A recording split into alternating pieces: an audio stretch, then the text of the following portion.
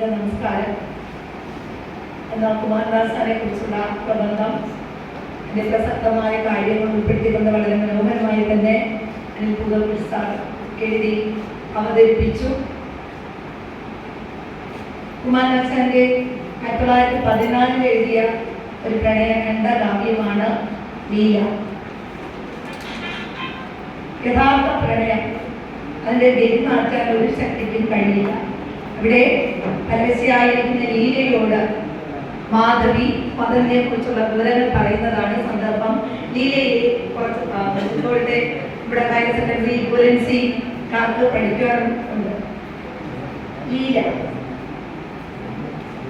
പ്രണയ പരവശേ ശുഭം നിനക്കുണരുക ഉണ്ടൊരു ദിക്കിൽ നിൻ പ്രിയൻ ഗുണവതി നെടുമോഹ നിദ്രവിട്ടുണരുക ഞാൻ സഖി നിന്റെ മാധവി സരളമധുര ജീവിതം വജസ്സൊരു വിധി പാട്ടിയ കർണവീതിയിൽ വിരലിനോടു പതിച്ചു പിച്ചിമേൽ വിരളനവാമ്പുത ബിന്ദുവെന്ന പോൽ ഉദയപുരം അതിന്നു പാന്തമായി വിവിധ മഹീരര സാനുഭൂമിയിൽ സദന സുമവനത്തിലൊന്നിൽ ഉന്മതമരുളും മധുമാസരാത്രിയിൽ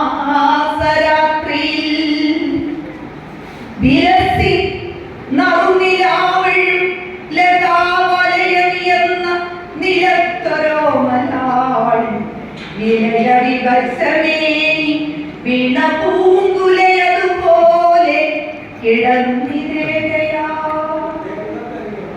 ശിഥിലകണം മധ്യജീവിതം പ്രതിജന ഭിന്ന വിചിത്രമാർഗമാം പ്രതിനവര സമാമതോർക്കുകിൽ കൃതികൾ മനുഷ്യ കഥാനുഗായികൾ മരുവിയവിടെ മുമ്പു ദൂരമാം മരുവിലകന്ന മഹാവനങ്ങളിൽ പെരുവഴി തുണ ചേർന്നു പോകുമ്പോരൊരു വകയാളുകൾ വൈശ്യവൃത്തികൾ അവരുടെ കുലനാഥനുണ്ടൊരാളവനിയിൽ വിശുദ്ധനാത്രപാലകൻ അവനു തനയായി ജനിച്ചു പോലെ വിജയ മാനുഷ്യ രൂപമാധുരി